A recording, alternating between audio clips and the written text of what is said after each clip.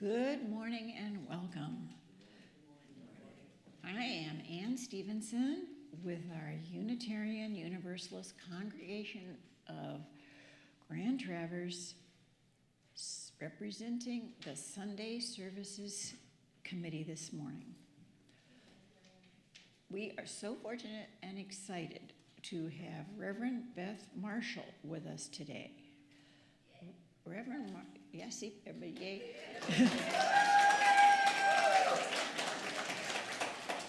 Okay, needless to say, Reverend Marshall is not a newcomer to our pulpit. She has filled a position with our congregation temporarily several years ago. She's also worked with congregations in 5 states, at least. Her association with the number 5 doesn't end there. She has 5 grown children spread throughout the country, and very soon, 10 grandchildren. But I guarantee that she will expand your insight into our Unitarian Universalist first principle, our conviction that we honor the inherent dignity of every person through our own self-respect and the respect for all others. It is such a kind and reasonable principle, and yet it is often difficult to do. If you are a visitor today and would like to introduce yourself, raise your hand and a microphone will be brought to you. The purpose of the microphone is because we have online listeners and they would be able to hear you best.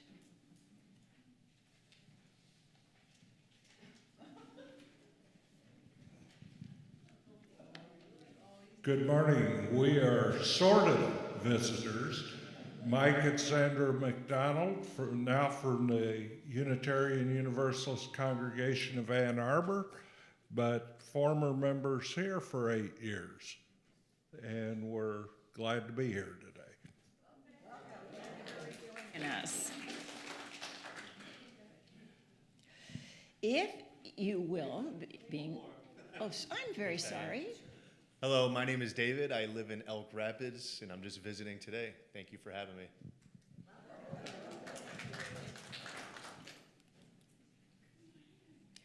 Sharing our joys and concerns with this beloved community. Oh, I'm so sorry. Did I miss? Jeez. Over here.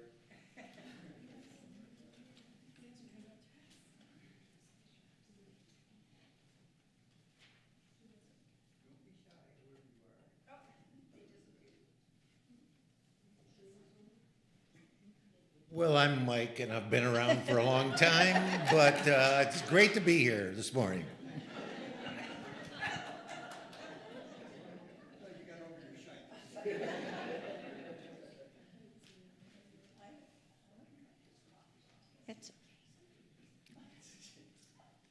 Thank you, ladies and gentlemen.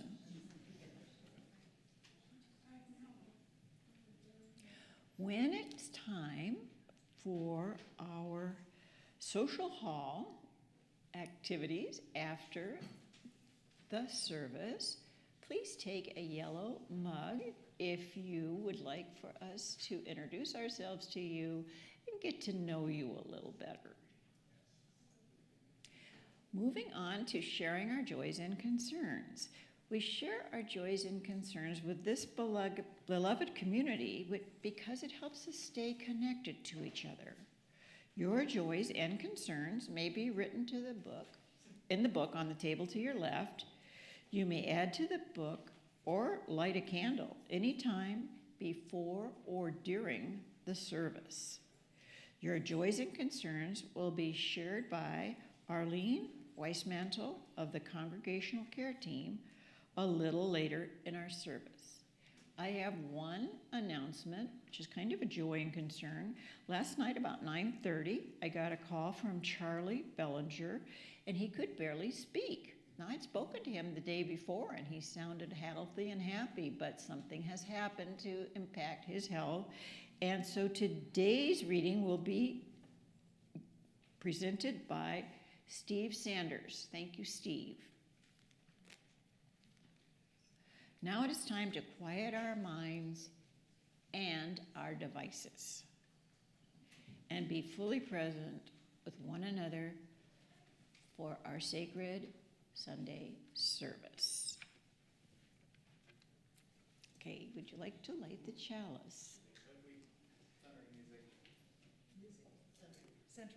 Oh, sorry, I'm sorry. Yes, be centered.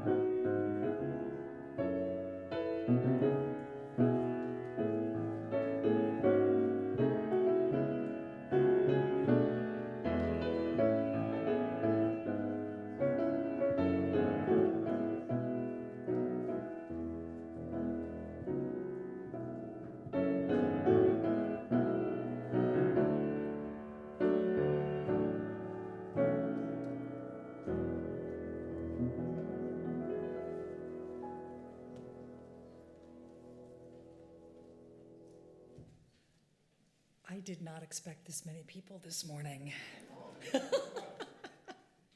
I heard there were fireworks last night or something. It is good to be back. Our opening words this morning were written by Elena Westbrook, and she writes this. In a world ravaged by violence, by hatred, by conflicts that seem insoluble, sometimes the only thing we can do is be still for a moment to remind ourselves what is real. The sun that rose this morning, the dirt beneath our feet, the air whispering in and out of our lungs. This hour, just try to be present to this moment as it unfolds. It is your simple attention that is what makes this moment holy.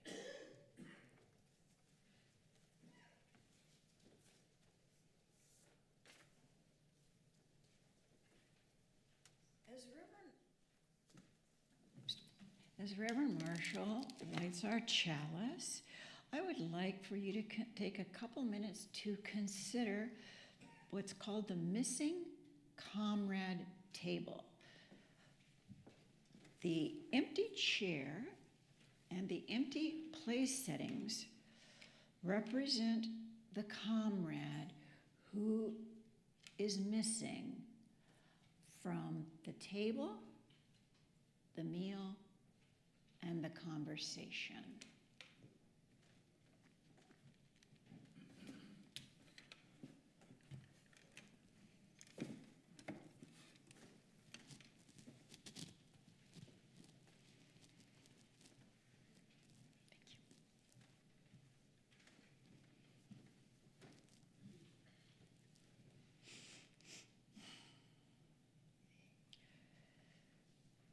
Now, please join me in affirming our covenant found on the back of your service. I am accountable for me. You are accountable for you. In community, we hold each other through joy and conflict. We openly welcome all as we respond to the needs of the world. And Reverend Marshall will ding our singing bowl. Beautiful.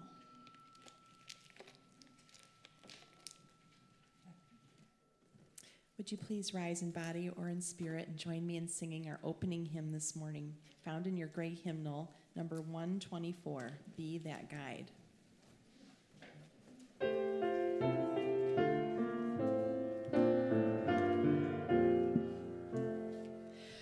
Be that guide whom love sustains, rise above the daily strife, lift on high the good you find, help to heal the hurts of life. Be that helper nothing daunts, doubt of friend or taunt of foe, ever strive for liberty, show the path that life should go. Be that builder trusting good, bitter through the test may be, through all ages they are right, though they build in agony. Be that teacher faith directs, move beyond the old frontier, though the frightened fear that faith be tomorrow's pioneer.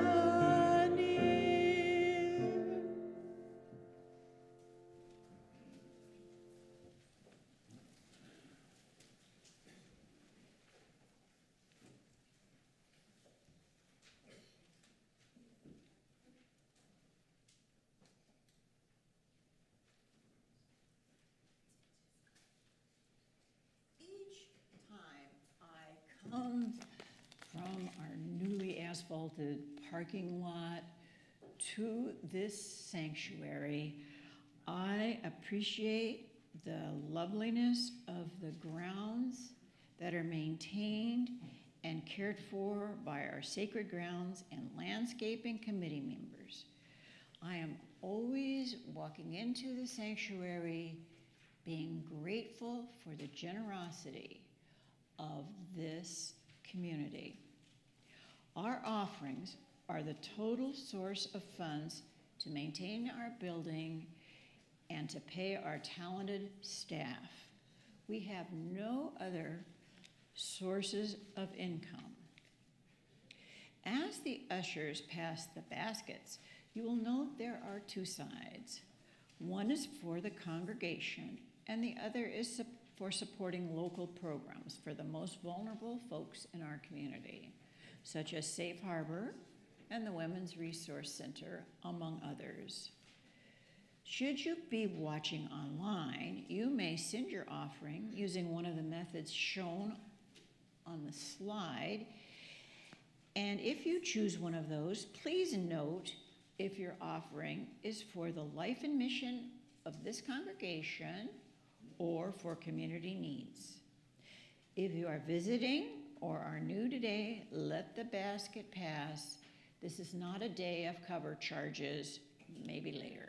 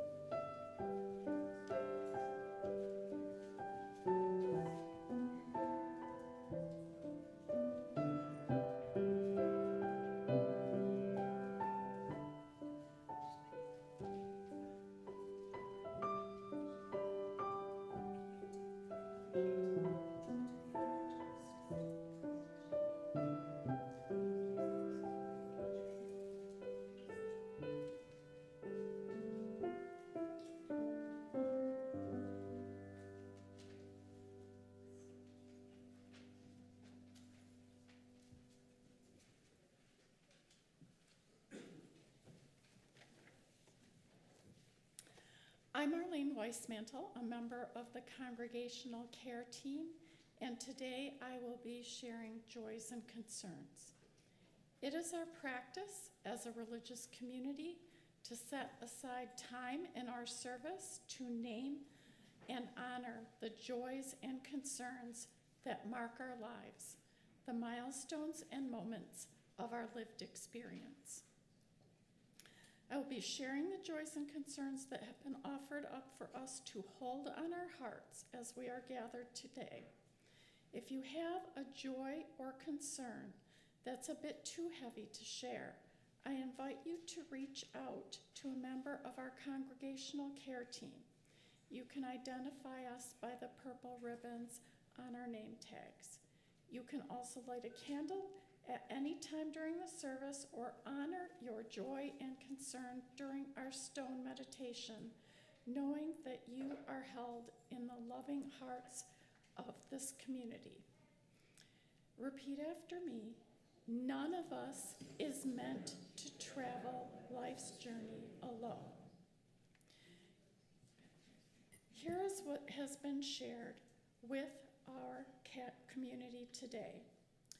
Bill Scharf broke his elbow in a fall. Bernie Hanchett has moved to the memory care unit at French Manor on Tara Road. Margaret Wozniak, that's from Margaret Wozniak. Peter Brower is recovering at the pavilions after a second knee surgery. From Tristan, concerned that my father moves back to Elk Rapids on the 23rd, and joy that I made it over the sand to swim in the bay.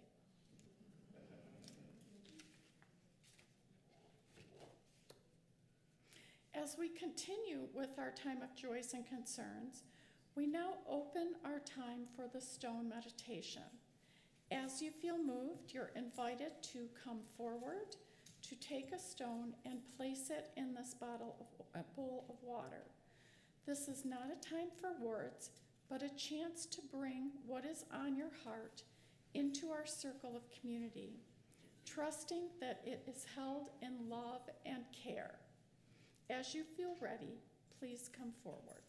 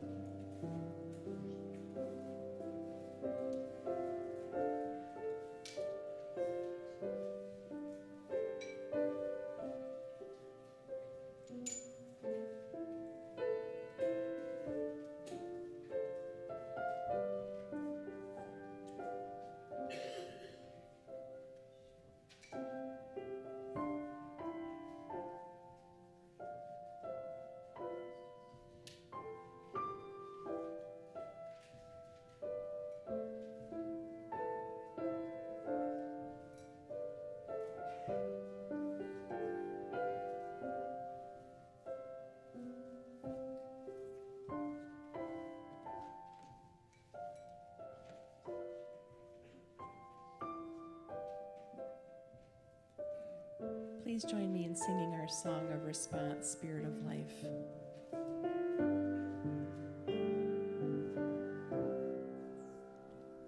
Spirit of life, come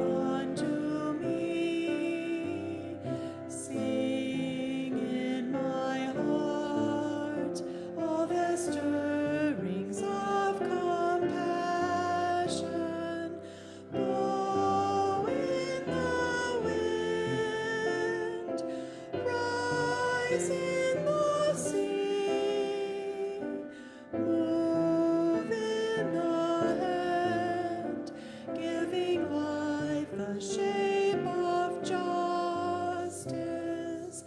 Roots hold me close, wings set me free. Spirit of life, come to me, come to me.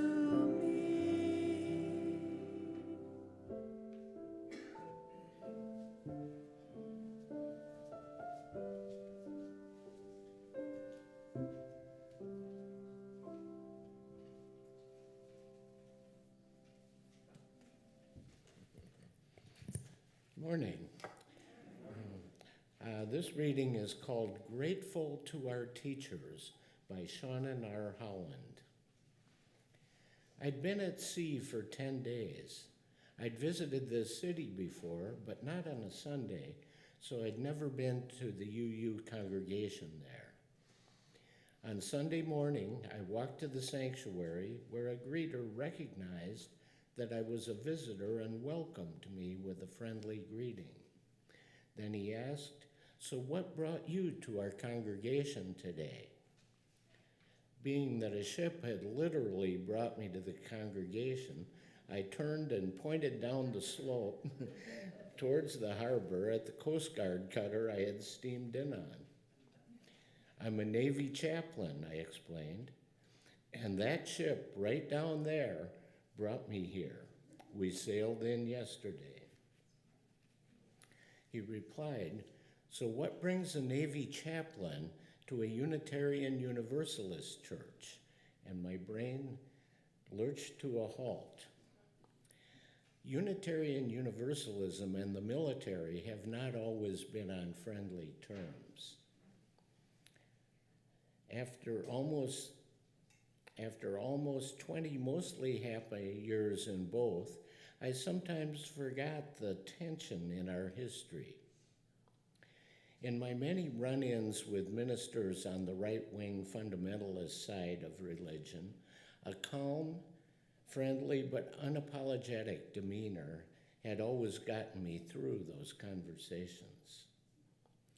"I'm a Unitarian Universalist, and this is my spiritual home," I said slowly.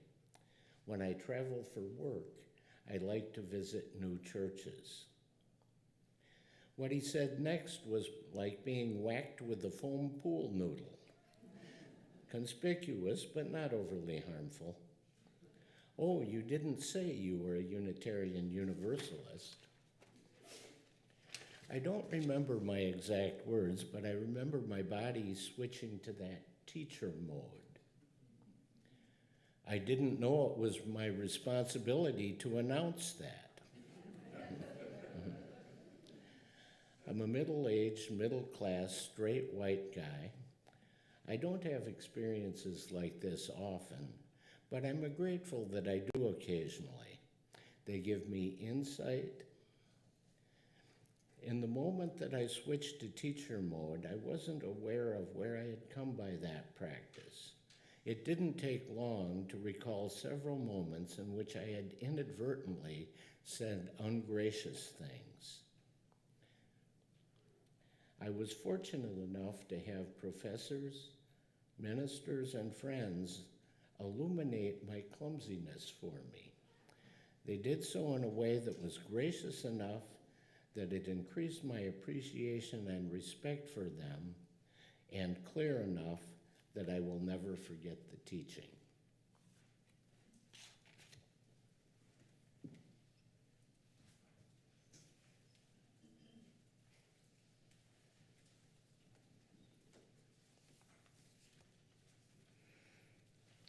Once upon a time, I had the audacity to suggest that in the Unitarian Universalism that I knew and loved, there were rooms for all kinds of people. Democrats, independents, and Republicans, voters who were pro-choice and pro-life, vegetarians, vegans, pescatarians, and omnivores, those who love Baroque music and those who love blues and reggae, those who support the arts and those who support the NRA. You get the idea. It was not my intention to be provocative. It was my intention to be clear and concise. I wanted to reflect our denomination's core principle at the time of respecting the inherent worth and dignity of all people. But the receiving line at church after the service told a very different story. What do you mean you want Republicans here? They're not like us. They vote differently. They do not belong here. It became very clear how much work there was to do, which we did. The piece that I failed to include that morning was this. Just as there must be room in our congregations for self-described peaceniks and activists and social justice warriors, there must also be room for active duty military families, veterans, and those who work for the Defense Department. Peaceniks, activists, and social justice warriors are expected in our congregations, but we don't necessarily expect active duty service members and veterans and Department of Defense contractors and parents and grandparents of children of active duty military. But we should. Out in the general population, I've always thought there was this mythical UU. And this mythical UU might be described as peace-loving, left-leaning, educated, vegetarian or vegan, Prius-driving, book-reading, activist who attends all the right marches and says all the right things. But we know that real Unitarian Universalists come in many forms. Some do a mean barbecue. Others drive Suburbans and motorcycles. Some wear rainbow flags, and some wear clerical stoles. And some wear camo fatigues and dress blues. If we truly affirm the inherent worth and dignity of every person, then we must include the soldier as well as the protester, the veteran as well as the pacifist. That long ago Sunday morning, I was still getting used to being a Navy mom, learning to identify our family as a military family, and visiting my youngest at the Naval Academy down in Annapolis, Maryland. 2 decades later, I am the proud mama of Lieutenant Commander Sarah Squints McGuire, badass combat helicopter pilot, mom of 4, wife and baker extraordinaire. This woman gives new meaning to the term helicopter pilot in all the best ways. Growing up in a community where peace marches were as common as pot roast at Grandma's house on Sunday afternoon, it was a challenge to integrate a new identity of Navy mom, but I have. What brought it home for me was a workshop at General Assembly. God, it's been almost 20 years. It was titled something like UUs in the Military, and it had been assigned to one of the smaller rooms in the conference center. Standing room only. People were sitting on the floors, they were lining the walls until they were all gently told by security to find another workshop. The planning committee had misjudged the depth and breadth of what was going on below the surface. That workshop was a game changer for me. It opened my eyes to the sheer number of military connections within our congregations. And as a freshly minted Navy mom, I suddenly didn't feel so terribly alone. I was surrounded by active duty family members, vets, people who work for the Department of Defense, Navy chaplains, and those who serve in a support capacity. What got very, very clear that afternoon was the reality of how many people in our congregations have connections to all branches of the service. It's not just DC and Norfolk and Chicago and San Diego. Families with military connections are present in almost every congregation. It's just that many of us keep it quiet. To borrow a metaphor, many stay in the closet. Have they too bought into the myth of the ideal UU? Reverend David Pyle was serving both as a chaplain for the 349th Combat Support Hospital in Bell, California, while working as assistant minister of the UU Church in Ventura. He was invited to speak at a large regional gathering. And during that workshop, he was stopped by a young woman wearing a brightly colored tie-dye shirt and a large peace sign necklace. Pretty standard attire for any UU gathering. And she stepped right in front of him and blocked his way, and she said loudly to him, "I don't know how you can call yourself a UU and serve the military." Now, it wasn't the first time this had happened to him. It wasn't the last. But it moved him to reflect on some of the boundaries he has crossed in his life. He lived overseas as an Army brat. He was the first in his family from the hills of Tennessee to earn an undergraduate degree. And he left the world of national security and intelligence to work as a peace activist. But the most difficult border to cross of all, he writes, was the border between Unitarian Universalism and the young men and women and the families of our U.S. military. He sees that moment now as an opportunity to look within ourselves and our congregations and really examine what we mean by being welcoming one another and practicing radical hospitality. He writes this: "This is hard work. And let me tell you why it's so very important. If there is anywhere in the world that I pray more people believe in the inherent worth and dignity of every person, it is in the military and on the battlefield.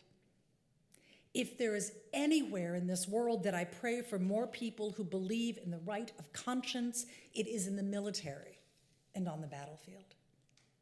If there is anywhere in the world I pray that more people see that we are all connected in an interdependent web, that every action affects everyone else around us, I pray for those people in the military and on the battlefield.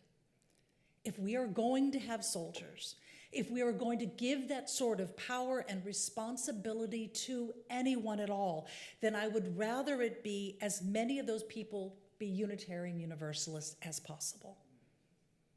As long as we have a military, I want it to be in tune with the values and principles of Unitarian Universalism as we can make it.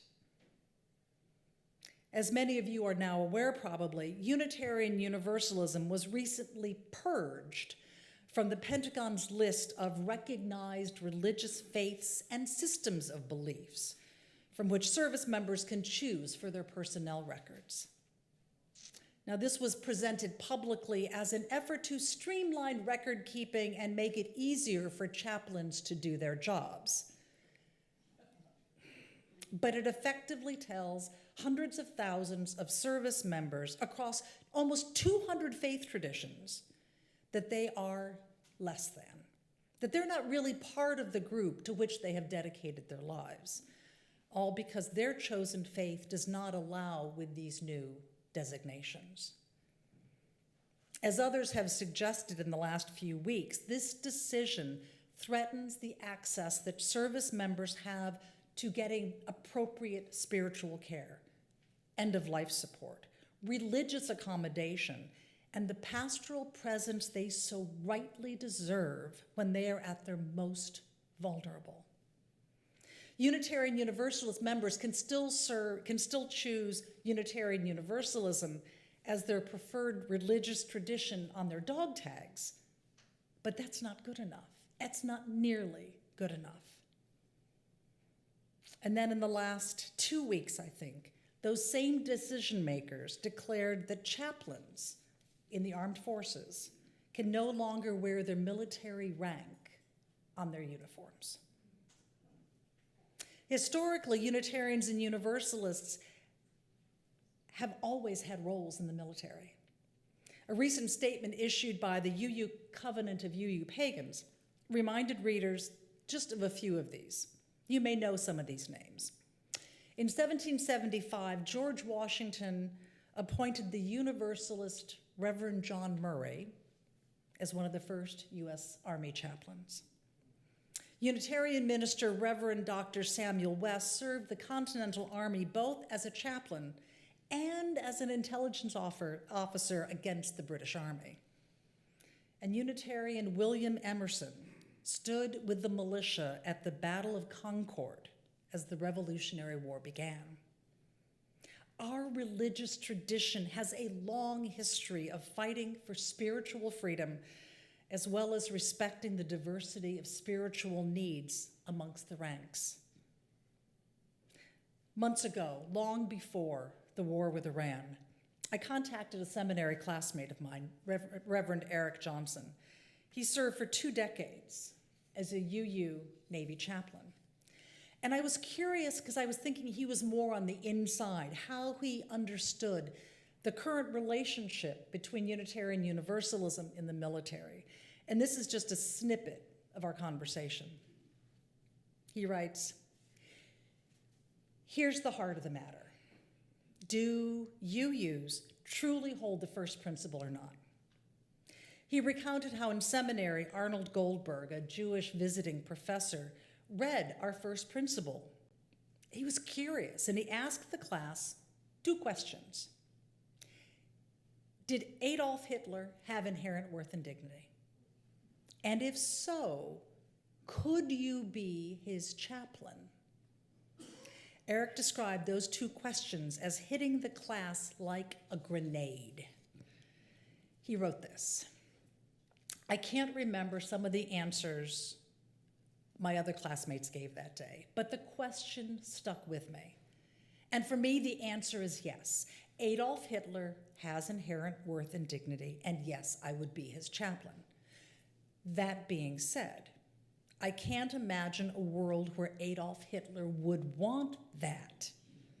Not because of his evil deeds or thoughts or behaviors, but because he seemed constitutionally unable to acknowledge or accept differences in opinion or action outside of his own. I don't believe he would understand a single word that came out of my mouth, but I would give it my best." He continued, "The question really is this: can we be there for those who are different from us? Absolutely. Can our gospel message of inclusion and acceptance change lives and bring spiritual evolution? Absolutely. We must, I believe, and believe actionably, that every person has inherent worth and dignity, even those serving in the military. The core and essence of Unitarian Universalism guides us toward radical inclusion, compassion, and justice. But that doesn't mean inclusion, compassion, and justice exclusively for those we agree with on principle. Such radical notions become real not when we affirm those who agree with us, but when we welcome and affirm those who live differently, who make different choices, who believe or act in ways we don't fully understand. Once upon a time, a very long time ago, I too may have wondered if Unitarian Universalists could serve in the military. It's not a question I ask anymore because I know the answer. And the answer is yes, yes, of course. The deeper question for me now, though, is how does their service challenge or expand our understanding of who we are as a faith community? Our religious tradition has long stood for and worked toward peace. And that history is a long, complex tale of some congregations dividing over the issue of the day, of slavery, of war, of another several wars, of protesting who had rights and who did not, and galvanizing for what they believe is right. It is a tale marked by heated coffee hour discussions and fiery sermons and protest marches and a willingness to be arrested and jailed on principle. It is a history that includes congregations splitting over ideology and politics. And to this day, we have congregations who honor the legacy of conscientious objectors. And collectively, we organize and march against wars. We grieve the human and fiscal cost of violence. We draw upon the prophetic voices, the ones that call us to beat swords into plowshares. And we do all those things so very well. But there are other things we collectively do less well.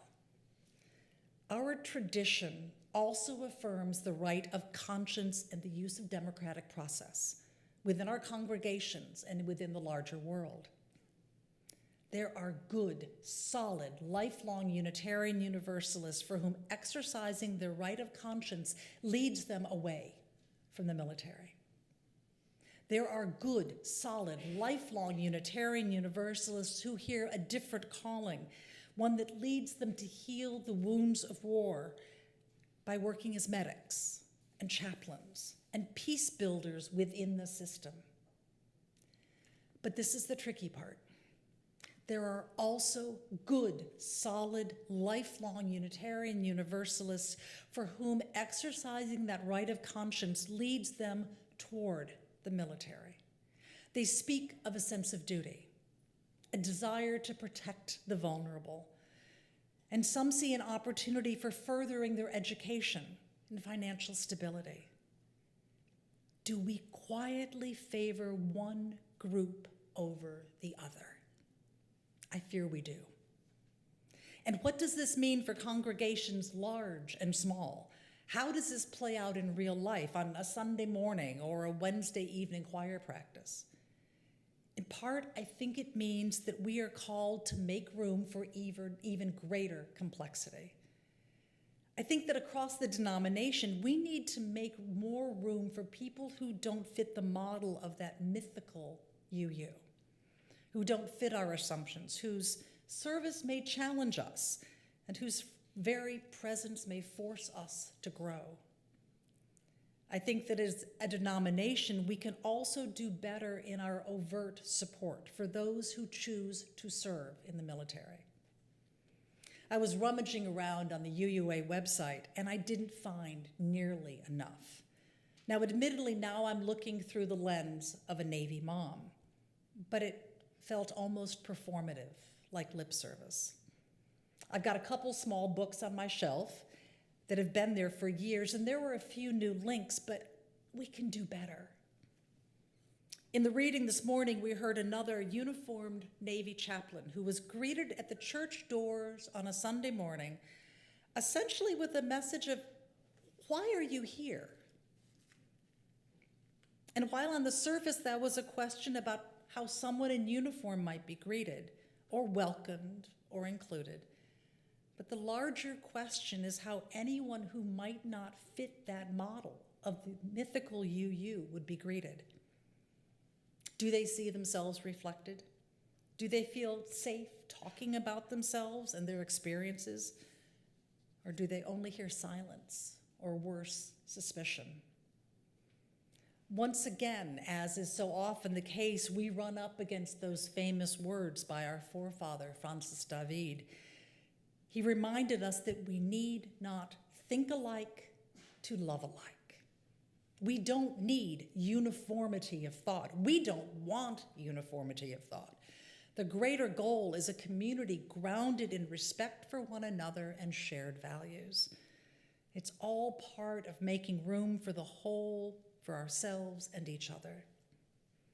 If we are asking peace activists to understand the conscience of a soldier, we must likewise ask vets and active duty service members to understand the conscience of those who cannot condone war. It is all too easy to speak of inherent worth and dignity in the abstract.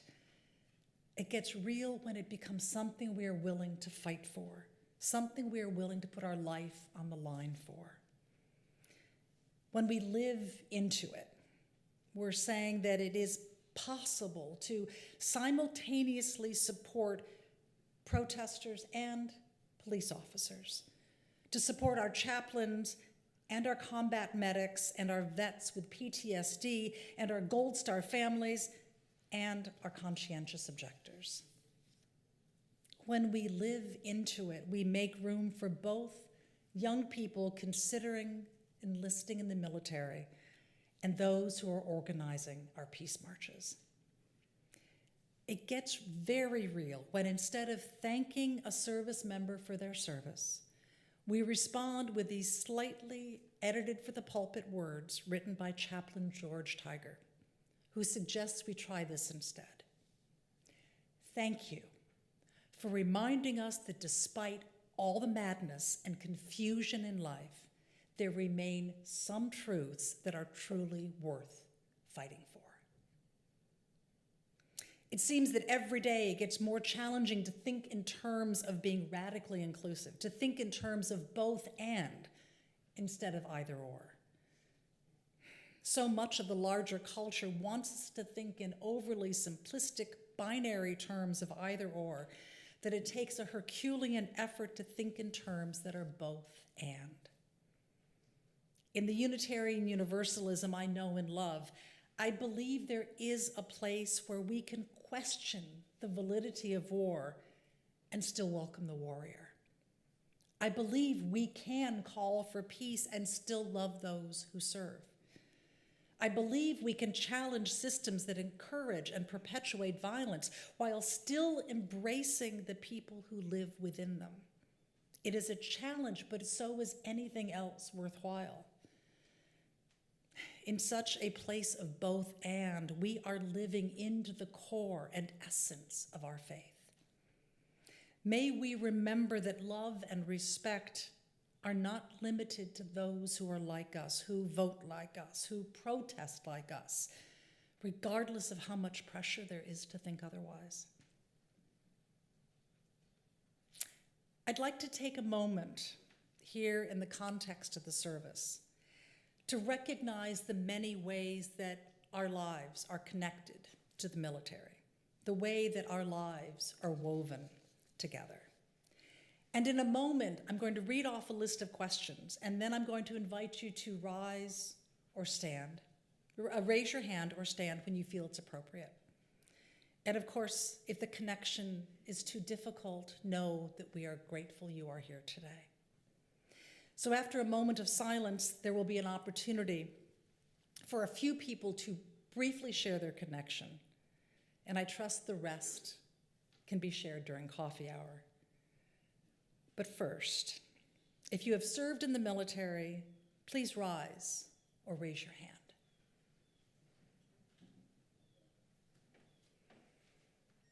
Please be seated. If someone in your immediate family has served, a parent, a sibling, a spouse, a child, please raise your hand or rise. Please be seated. If your grandparents, your aunts, your uncles, or ancestors served in the military, please rise or raise your hand.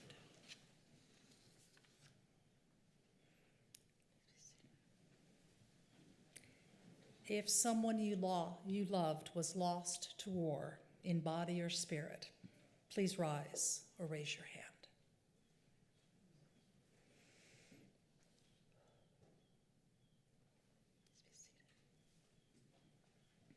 If you honor the courage and complexity of those who serve and those who resist, please rise or raise your hand.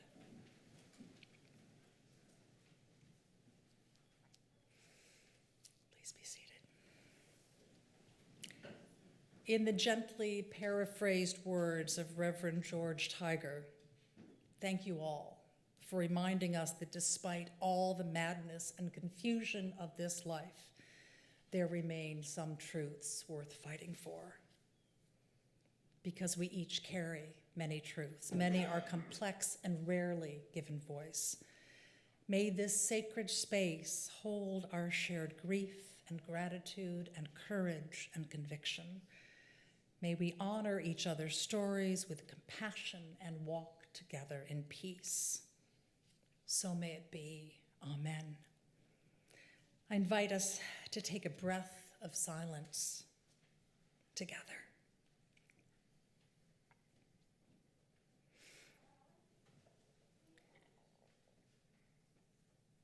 Before we sing our closing hymn and close this morning's service, I'd like to invite a few of you to share briefly the name and connection of someone who binds you to the military. The key word, unfortunately, is briefly. It's going to be a beautiful afternoon. And Diane's going to walk around with a microphone so everyone will be able to hear.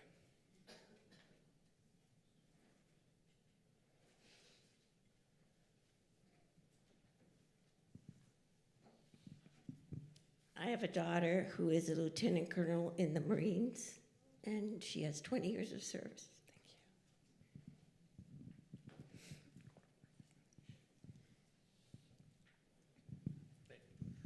My father was in the Army and was in the liberation of Dachau.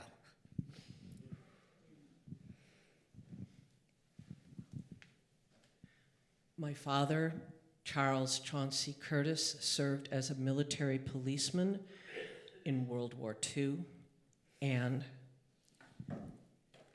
my beloved stepson, Lieutenant Colonel Joshua P. Berryhill, now retired, served 3 tours in Iraq and 1 tour in Afghanistan.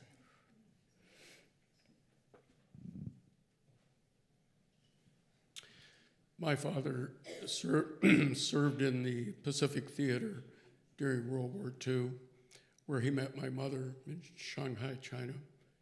Without his service, I would not exist.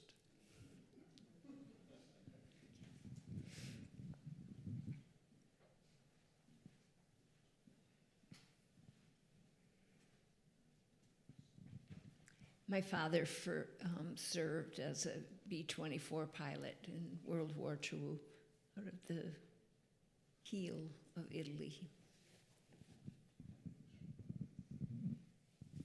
My father was a Navy pilot, and I'm pretty sure these two met up somewhere along the line.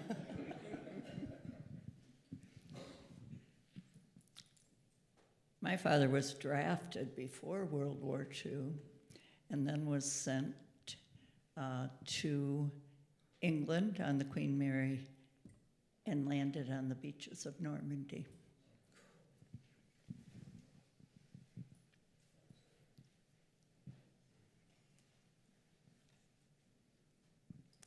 My father enlisted in the Army to get an education and went to Hawaii for officer candidate school and was immediately sent to Korea and suffered from undiagnosed and untreated PTSD for the rest of his life in law enforcement.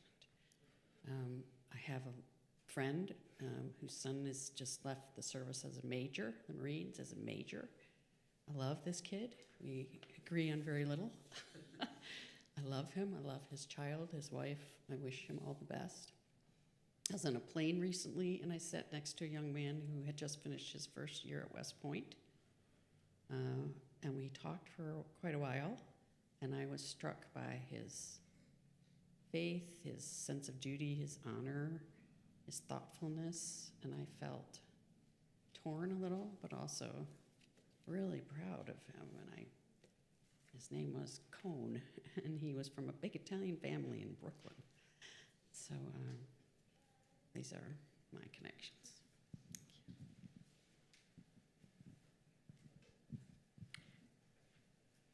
My brother, who was 20 years old when I was born, was in the infantry during World War II, spent time in the Aleutians and in Leyte, My other brother, who was 17 when I was born, flew P-51s over China. We have one more.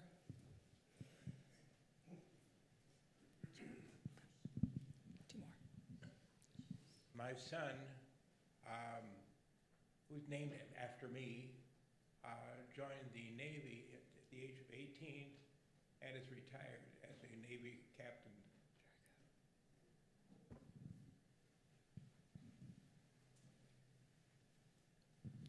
Well, I'm a plant that was obviously not needed. So my uniforms are 56 years old and my membership in UU is 5 years old. But I salute my dad. During the Depression, he dropped out of high school so he could help the family on the muck farm near Holland. He volunteered after Pearl Harbor. The Army applied his correspondence school training in radio technology, and he went to armor school at Fort Knox. His insignia, phalanx of tanks. In Army wisdom, they sent him to Arizona for desert training and immediately shipped him to Normandy. He served as a radio man and as the interpreter for his company commander because he could speak Dutch as they went across Europe. Now, during Dad's service, and this is one of the links that I think you can recognize, his chaplain so impressed him that he felt called to go into the ministry. He served 7 congregations in nearly 50 years. I think he lived these same kind of values. Thank you. The names you have all shared today hint at the stories we celebrate when we sing of the fire of commitment and how those stories ring a song both brave and free. So if you would please rise and sing our closing hymn, Fire of Commitment. Dorothy, if you would please.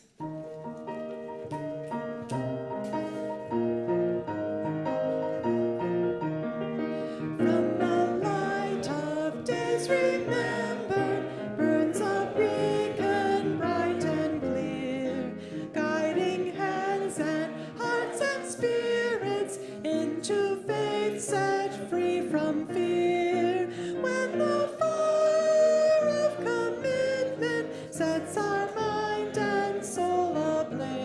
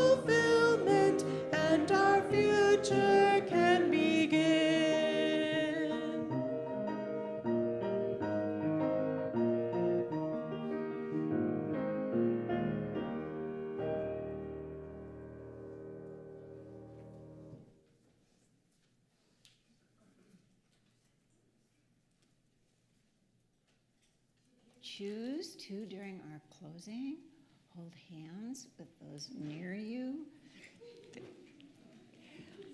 or those you can reach, that would be greatly appreciated by those who share this space today. Releasing our flame. As Reverend Marshall releases our flame, let us listen to the words of Cynthia Landrum in honor of those who have served and those who continue to serve at home and abroad for peace and in war. We release the flame and offer our thanks.